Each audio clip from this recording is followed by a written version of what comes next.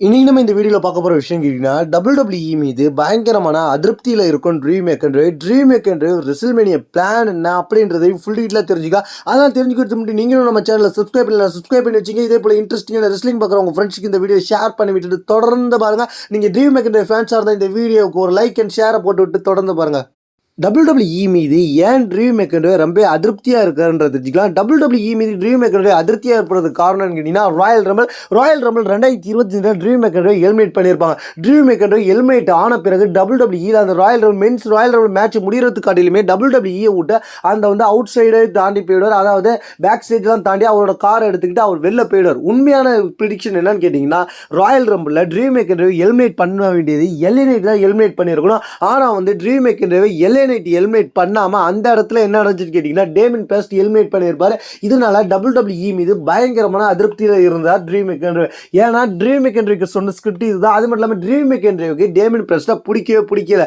ஏன்னு கேட்டீங்கன்னா கடந்த ரெசில்மேனியாவில் ட்ரீம் மேக்கர் சாம்பியன்ஷிப்பை வின் பண்ணதுக்கு அப்புறம் உடனே கேஷ் இன் பண்ணி தன்னோட சாம்பியன்ஷிப்பை அடுத்த ஒரு 10 நிமிஷத்துல பறிச்சிருவாரு.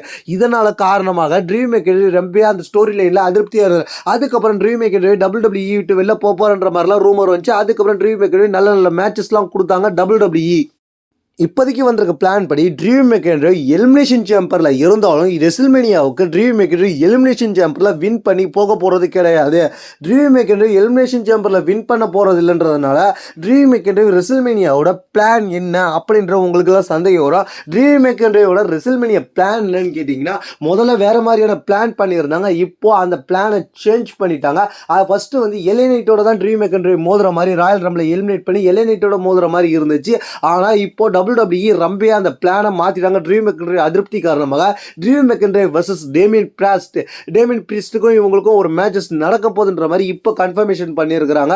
ஏன்னா ட்ரீம் மேக்கர் தான் ராயல் ரம்பிளை எலிமினேட் பண்ணது டேமின் பிரிஸ்ட். அது மட்டும் இல்லாமல் 2024 ரெசில்மேனியாவுக்கு ஒரு பழிதாக்கும் விதமாக ட்ரீம் மேக்கர் மீண்டும் ஒரு மேட்சை கேட்டிருக்காரு. ட்ரீம் மேக்கர் ரெசில்மேனியாவில் டேமின் பிரிஸ்ட்டை சந்திக்க போறாரு அப்படின்ற மாதிரி இப்போ தகவல் வெளில வந்திருக்கு.